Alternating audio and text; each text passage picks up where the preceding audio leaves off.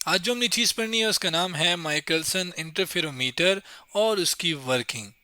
Last time हम Michelson interferometer के बारे में पढ़ चुके हैं कि वो है क्या और उसकी कंस्ट्रक्शन क्या थी। फिर लास्ट एक और वीडियो में हमने उसकी वर्किंग देखी थी। मज़ीद आज उसकी और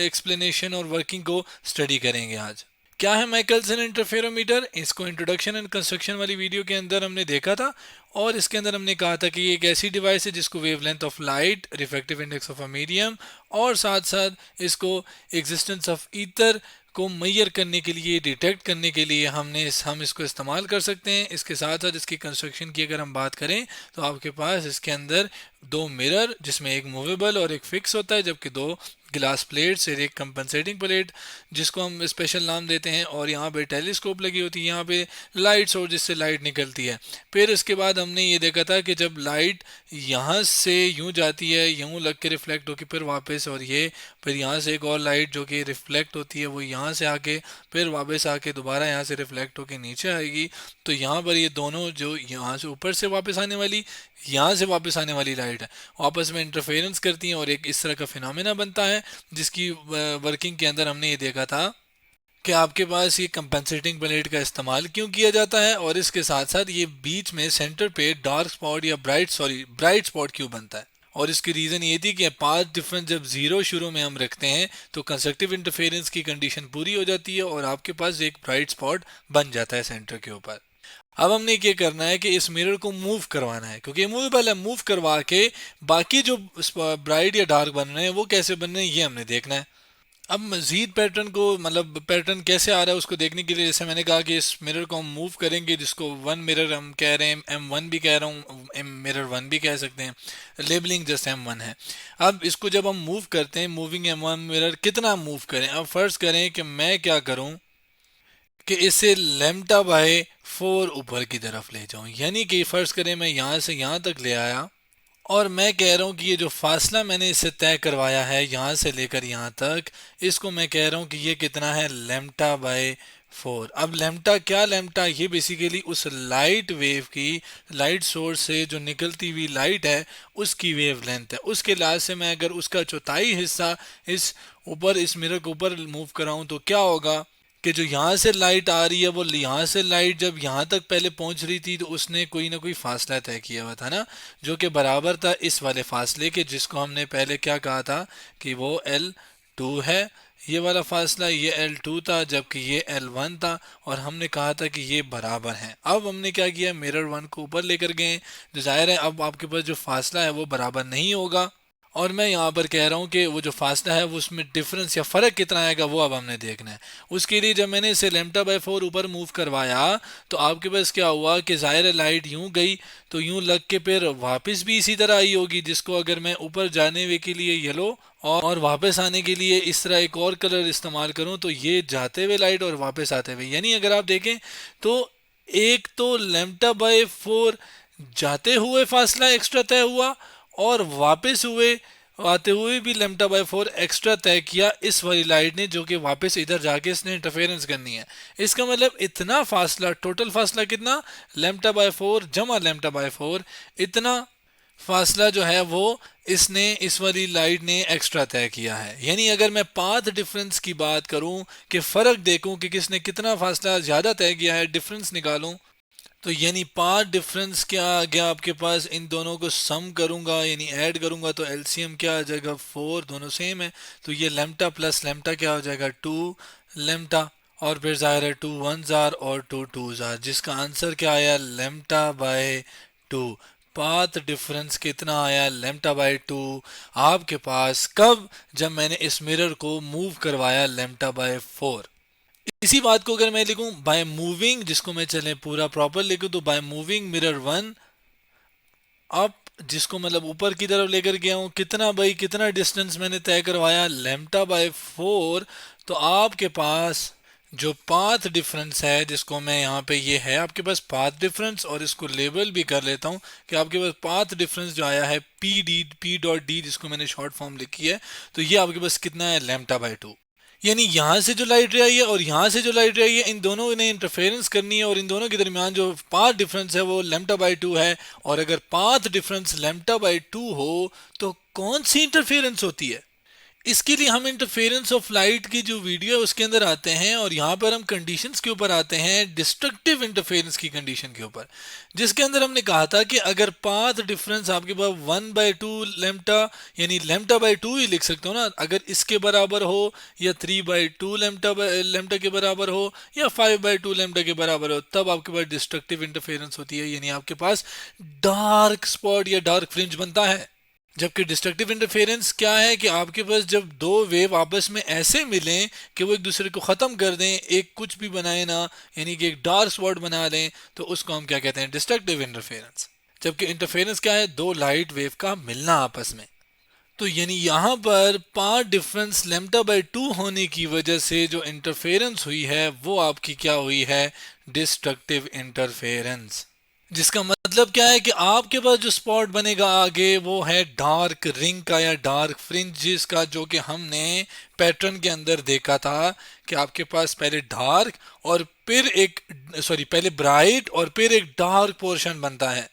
जिसको डार्क रिंग या डार्क फ्रिंज भी कहते हैं। और वो कब बना है, जब हमने इस मिरर को लैम्डा बाय 4 मूव करवाया। इस बात को उल्टा भी हम देख सकते हैं, कैसे कि अगर आप क्या करो, इस मिरर को मूव करवाओ और आपको यहां पर एक डार्क स्पॉट या डार्क रिंग या डार्क फ्रिंज नजर आए, इसका मतलब आपने जो मिरर को पहली बार मूव कराया है वो आपने कितना मूव कराया है, लेम्टा बाय 4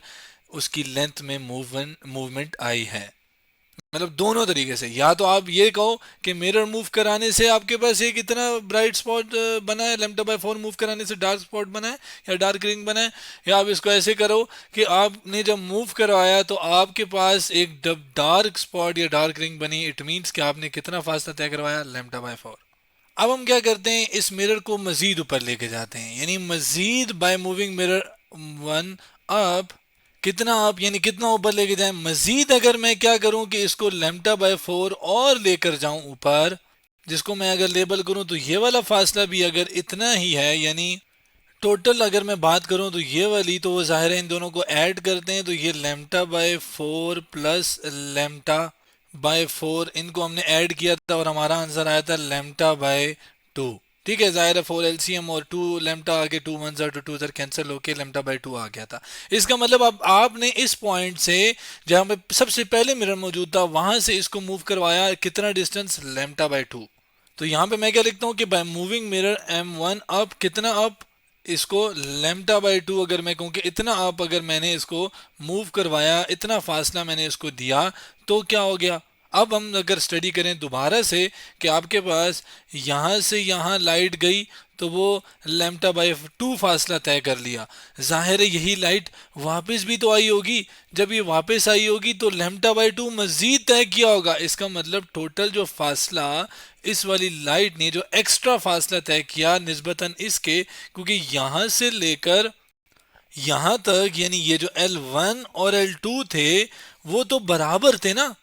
तो इसका मतलब ये जो इसको मूव करवाने से ये जो ये वाली रे है जिसने वापस जाके यहाँ पर इंटरफेरेंस करनी है, वो एक एक्स्ट्रा लेम्टा बाय 2 और दोबारा लेम्टा बाय 2 यानी लेम्टा बाय 2 प्लस लेम्टा बाय 2 एक्स्ट्रा फासला तय करी है, यानी इसमें और इसमें इन दोनों वेव में जो फर्क आ रहा है पाथ का वो आ रहा है जब मैं लेम्टा बाय 2 को प्लस करूंगा लेम्टा बाय 2 से, जिसको बेसिकली हम पाथ डिफरेंस कह रहे हैं। और इसको मैं डिनोट करूंगा P डॉट डी के साथ, और वो किसके बराबर है, वो जाहिर है बराबर है कि लेम्टा बाय 2 दो बार आ रहा है ना, यानी ऊपर भी और नीचे भी दो बार एक्स्ट्रा तय कर रही है ये लाइट रे। तो ये दोनों को हम ऐड करके आपके पास ये दोनों जब ऐड होते हैं तो एलसीएम जाहिर है 2 आ गया, लेम्टा प्लस लेम्टा क्या होता है, 2 लेम्टा, तो ये आपके पास 2 1 ज़र 2 1 ज़र, आंसर क्या आ गया, लेम्टा। यानी पाथ डिफरेंस किसके बराबर है, जस्ट लेम्टा के, और इसको मैं ऐसे लिख सकता हूँ 1 लेम्टा के भी लिख सकता हूँ ना। अब जब पाथ डिफरेंस आपके पास 1 लेम्टा के बराबर हो तो कौन सी इंटरफेरेंस होती है, वो हम यहाँ पे देख चुके हैं कि पाथ डिफरेंस 0 हो या 1 हो या 2 हो या 3, तो आपके पास जो इंटरफेरेंस होती है वो होती है कंस्ट्रक्टिव। यानी अब जब मिरर ने लेम्टा बाय 4 और फासला यानी टोटल लेम्टा बाय 2 हमने इसको मूव करवाया ऊपर की तरफ, तो आपके पास एक ब्राइट स्पॉट दोबारा से बन गया, क्यों बना? क्योंकि पाथ डिफरेंस 1 लैम्डा आ गया और वो कंडीशन है किसकी? कंस्ट्रक्टिव इंटरफेरेंस की, जो कि सेटिस्फाई हो गई और आपके पास एक ब्राइट रिंग बन गई आफ्टर या बाद में, किसके बाद में? डार्क रिंग के बाद में, जिसको मैं यहाँ पर दिखा भी सकता हूँ। पहले डार्क बना था, हमने क्या देखा था पहले इससे पिछली वीडियो में कि कैसे, फिर हमारे पास जो डार्क बन गया फ्रिंज कैसे बना पाथ डिफरेंस को देख के, उसके बाद दोबारा से ब्राइट बन गया, जो कि अभी हमने देखा कि लेम्डा बाई 4 मजीद यानी टोटल लेम्डा बाई 2 मूव कराने से जो आपके पास कंडीशन सेटिस्फाई होगी वो होगी कंस्ट्रक्टिव इंटरफेरेंस की, जिससे ब्राइट स्पॉट या ब्राइट रिंग या ब्राइट फ्रिंज आप कह लें वो बन गया। इसी तरह आगे जो मजीद लेम्डा बाई 4 यानी फिर आप मजीद करेंगे तो आपके पास क्या हो जाएगा कि एक डार्क फ्रिंज दोबारा से बन जाएगा और इस तरह दोबारा और लेम्डा बाई 4 मूव कराने से ब्राइट स्पॉट या ब्राइट रिंग दोबारा बन जाएगा। तो यूं आपके पास इस तरह मूव करने से इस तरह आपके पास अल्टरनेटिव यानी एक के बाद एक, यानी डार्क के बाद ब्राइट, ब्राइट के बाद डार्क, डार्क के बाद ब्राइट वगैरह, ये आपके पास रिंग्स और पैटर्न बनता जाएगा। अब माइकलसन इंटरफेरोमीटर जिस काम के लिए हमने शुरू में कहा था कि इस्तेमाल होता है वो है मैयर या फाइंड करना वेवलेंथ ऑफ लाइट की, यानी हम इससे कैसे वेवलेंथ ऑफ लाइट मैयर कर सकते हैं, निकाल सकते हैं, वो हम एंड पे इस वजह से पढ़ रहे हैं क्योंकि अभी जो हमने कंडीशंस पढ़ी हैं उन्हीं का इस्तेमाल हम करके ये निकालेंगे। अब हमने एक बारी लेम्डा बाय 4 मूव किया तो आपके पास एक डार्क फ्रिंज बन गई, उसके बाद दोबारा मूव किया तो आपके पास एक ब्राइट स्पॉट या ब्राइट रिंग बन गई, जबकि शुरू में मूव नहीं किया था, पार्ट डिफरेंस 0 था, तो आपके पास एक dark spot bright spot centre में बना था। यानी जब जब आप लेम्डा बाय 4 इस मिरर को मूव करवाते हो तो आपके पास एक पैटर्न आता है। फर्ज करें कि आप ऑब्जर्व कर रहे हो कि आप इसको मूव करवाने से आप ये देख रहे हो कि अच्छा एक फ्रिंज गुजर गई, दूसरी फ्रिंज गुजर गई, तीसरी, तो यानी आप एक नंबर ऑफ फ्रिंजेस को काउंट करते हो जिसको हम एम से रिप्रेजेंट करते हैं, जो कि लेट से मैं कहता हूँ कि जो फ्रिंज है वो आपके पास क्या है? ब्राइट फ्रिंज है, ठीक है, या ब्राइट रिंग है, जो भी आप कहें। जबकि जिस लाइट का मैं इस्तेमाल कर रहा हूँ, मैं फर्ज कर रहा हूँ कि उसकी जो आपके पास वेवलेंथ है वो क्या है? वो है लैम्डा, ठीक है, जो कि मुझे निकालनी है। अब जब मैं मिरर को मूव करवा रहा हूँ तो ये जो टोटल डिस्टेंस है जिसको चले मैं पी कह देता हूँ और इस टोटल डिस्टेंस को भी मैं क्या कर देता हूँ? पी कह देता हूँ। अब हमें ये बात पता है कि जो टोटल डिस्टेंस है जो कि एक पाथ डिफरेंस की शक्ल में हमारे पास आ रहा था और उसको हम अगर पी से रिप्रेजेंट कर रहे हैं और ब्राइट फ्रिंज के लिए वो क्या था आपके पास कि जब इस दोनों को हमने ऐड किया था, यानी लेम्डा बाय 4 जमा लेम्डा बाय 4 और ज़ाहिर है कितनी नंबर ऑफ फ्रिंज गुजरी थी वो ज़ाहिर है डिपेंड है, जनरल हम लिखने जा रहे हैं ना कि कितनी बार हुआ। अब वो हज़ार दफ़ा भी आप ऊपर लेके जा सकते हो, 3-4 बार भी लेके जा सकते हो, तो जितनी मर्जी दफ़ा आप लेके जाओ उसको आप एम से रिप्रेजेंट कर रहे हैं क्योंकि नंबर ऑफ ब्राइट फ्रिंजेस है और कितनी नंबर आ रही हैं वो डिपेंड करता है कितना आप ऊपर लेके गए हो ना। तो वो जस्ट मैंने एक जनरल लिखा है यहाँ पे। तो यानी जितनी बार आप लेके जाओगे उस लिहाज से आप ब्राइट फ्रिंज नोट करोगे, उसका नंबर एक नोट करोगे, वो यहाँ पे पुट कर दोगे। अब इस लेम्डा बाय 4 को हमने ऐड किया था तो आपके पास आया था लेम्डा बाय 2, जबकि ये एम और ये वो पी डिस्टेंस है जो कि आप नाप सकते हो स्केल के ज़रिए, मीटर रूल के ज़रिए, किसी भी चीज़ के ज़रिए। हमें क्या चाहिए? हमें लेम्डा चाहिए। 2 को उधर ले जाता हूँ तो ये 2 पी आ जाता है, जबकि एम को नीचे डिवाइड करा लेता हूँ, ये एम आ गया, जबकि राइट साइड पे आपके पास क्या आ गया? लैम्डा आ गया, ठीक हो गया। यानी ये लैम्डा वो वेवलेंथ है जो हम निकालना चाहते हैं एक लाइट सोर्स के लिए। हमें कैसे पता चलेगी? हमें पी पता है कि कितना फासला तय करना है, तो उतना फासला हम पी निकाल लेंगे, जबकि एम कितनी नंबर ऑफ फ्रिंजेस गुजरी हैं तो उससे हम एक वेवलेंथ निकाल सकते हैं किसी भी लाइट के लिए यूजिंग माइकलसन इंटरफेरोमीटर। तो यानी ये वो तरीका है जिसके जो कि माइकलसन इंटरफेरोमीटर के अंदर हम इस्तेमाल करते हैं और हम एक किसी भी लाइट की वेवलेंथ को निकाल सकते हैं। तो आज हमने माइकलसन इंटरफेरोमीटर के अंदर उसकी वर्किंग को मज़ीद स्टडी किया और हमने वो जो लाइट जिसका हम इस्तेमाल करते हैं उसकी वेवलेंथ कैसे निकलती है वो देखा और मज़ीद उसकी जो कंडीशन थी इंटरफेरेंस की उसको भी देख लिया। तो आज हमने माइकलसन इंटरफेरोमीटर और उसकी वर्किंग को स्टडी किया।